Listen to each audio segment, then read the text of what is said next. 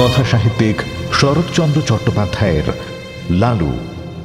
লালুর নানা দুষ্টুমি আর সাহসিকতার কাহিনী নিয়ে 3টি গল্পের মধ্যে ছেলেবেলার গল্প। শুরু হচ্ছে 2য় এবং শেষ পর্ব। পাঠ সৌভিক সাহা।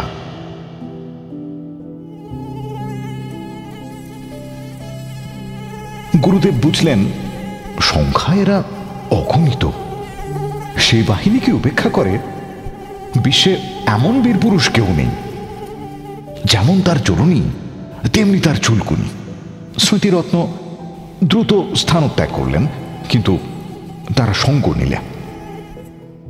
ঘরের মধ্যে জলের জন্য যেমন, বাইরে মশার জন্য তেমন। হাত পায়ের নিরন্তর আক্ষেপে, গামছার সঘন সঞ্চালনে কিছুতেই তাদের আক্রমণ প্রতিহত করা যায় না। স্মৃতিরত্ন এপাশ থেকে ওপাশে ছুটে বেড়াতে লাগলেন। শীতের মধ্যেও তার গায়ে ঘাম দিলে। ইচ্ছে হলো ডাক ছেড়ে চেঁচান, কিন্তু নিতান্ত বালকোচিত হবে ভেবে বিরত রইলেন। কল্পনায় দেখলেন নন্দরানী সুকোমল শয্যায় মশারির মধ্যে আরামে নিদ্রিত। বাড়ির যে যেখানে আছে পরম নিশ্চিন্তে সুপ্ত। শুধু তার ছুটোছুটির বিরাম নেই।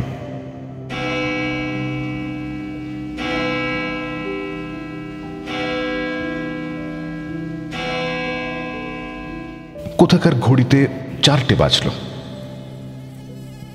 বললেন, কামড়া বেটারা, যত পারিস কামড়া, আমি আর পারিনি। বলেই বারান্দার একটা কোণে পিঠের দিকটা যতটা সম্ভব বাঁচিয়ে ঠেস দিয়ে বসলেন। বললেন, সকাল পর্যন্ত যদি প্রাণটা থাকে তো এ দুর্ভাগা দেশে আর না। যে গাড়ি প্রথমে পাবো সেই গাড়িতে দেশে পালাবো। কেন যে এখানে আসতে মন চাইতো না তার হেতু বোঝা গেল। দেখতে দেখতে সর্বসন্তাপহর নিদ্রায় তার সারা রাত্রির সকল দুঃখ মুছে দিলেন। স্মৃতিরত্ন অচেতন প্রায় ঘুমিয়ে পড়লেন।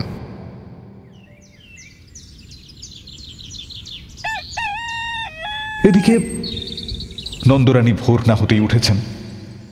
গুরুদেবের পরিচর্যায় লাগতে হবে। রাত্রে গুরুদেব জলযোগ করেছেন মাত্র, যদিচ তা গুরুতর, তবু মনের মধ্যে ক্ষোভ ছিল। খাওয়া তেমন ভালো হয়নি। আজ দিনের বেলা নানা উপচারে তা ভরিয়ে তুলতে হবে। নিচে নেমে এলেন। দেখেন দোর খোলা। গুরুদেব তার আগে উঠেছেন ভেবে একটু লজ্জা বোধ হল। ঘরের মধ্যে মুখ বাড়িয়ে দেখেন তিনি নেই। এ কি ব্যাপার? দক্ষিণ দিকের খাট, উত্তর দিকে তার ক্যাম্বিসের ব্যাগটা জানলা ছেড়ে মাঝখানে নেমেছে। কোষাকুষি, আসন প্রভৃতি পূজা আহ্নিকের জিনিসপত্রগুলো সব এলোমেলো, স্থানভ্রষ্ট। কারণ কিছুই বুঝলেন না। বাইরে এসে চাকরদের ডাকলেন, তারা কেউ তখন ওঠেনি। তবে একলা গুরুদেব গেলেন কোথায়? হঠাৎ দৃষ্টি পড়ল, ওটা কি?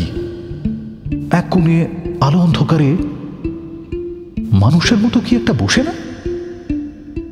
সাহসে ভর করে একটু কাছে গিয়ে ঝুঁকে দেখেন তার গুরুদেব। অব্যক্ত আশঙ্কায় চেঁচিয়ে উঠলেন, ঠাকুর মশাই! স্মৃতিরত্ন চোখ মেলে চাইলেন, তারপরে ধীরে ধীরে সোজা হয়ে বসলেন।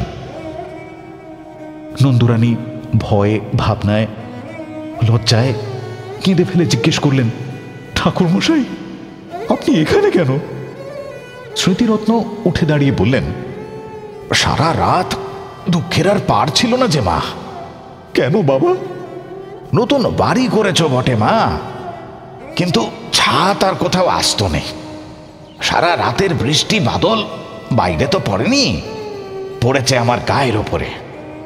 খাট টেনে যেখানে নিয়ে যাই সেখানেই জল পড়ে। পাছে ছাদ ভেঙে মাথায় পড়ে, পালিয়ে এলাম বাইরে।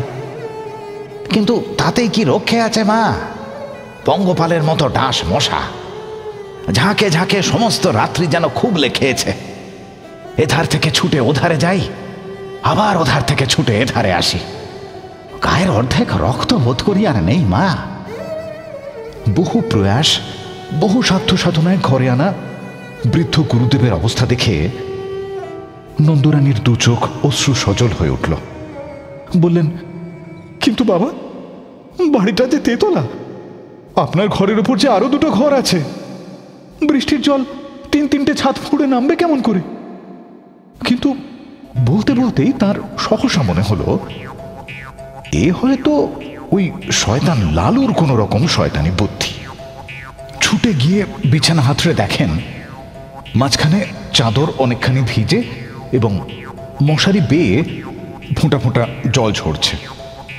তাড়াতাড়ি নামিয়ে নিয়ে দেখতে পেলেন ন্যাকড়ায় বাঁধা এক চাঙড় বরফ সবটা গলেনি, তখনও এক টুকরো বাকি আছে।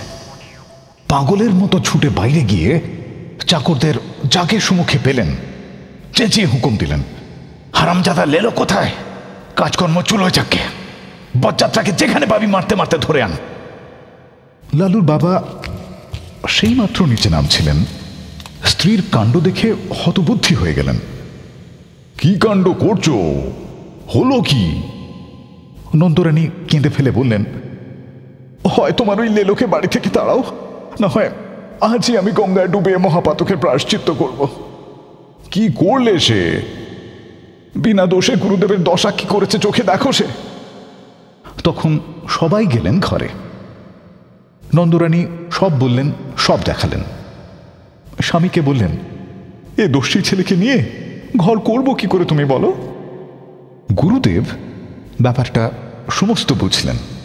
নিজের নির্বুদ্ধিতায় বৃদ্ধ হাহা করে হেসে ফেললেন। লালুর বাবা আরেক দিকে মুখ ফিরিয়ে দাঁড়িয়ে রইলেন। চাকররা এসে বললে, লালু বাবু কঠিমে নাকি? হ্যাঁ। আরেকজন এসে জানালে সে মাসিমার বাড়িতে বসে খাবার খাচ্ছে। মাসিমা তাকে আসতে দিলেন না। মাসিমা মানে নন্দর ছোট বোন, তার স্বামীও উকিল, সে অন্য পাড়ায় থাকে।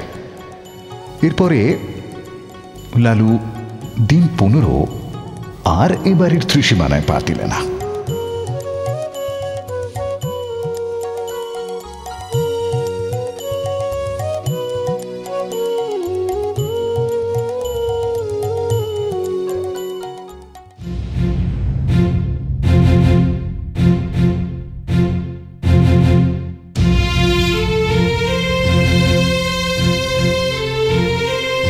শুনলেন শরৎচন্দ্র চট্টোপাধ্যায়ের গল্প লালু, ছেলেবেলার গল্প, দ্বিতীয় এবং শেষ পর্ব।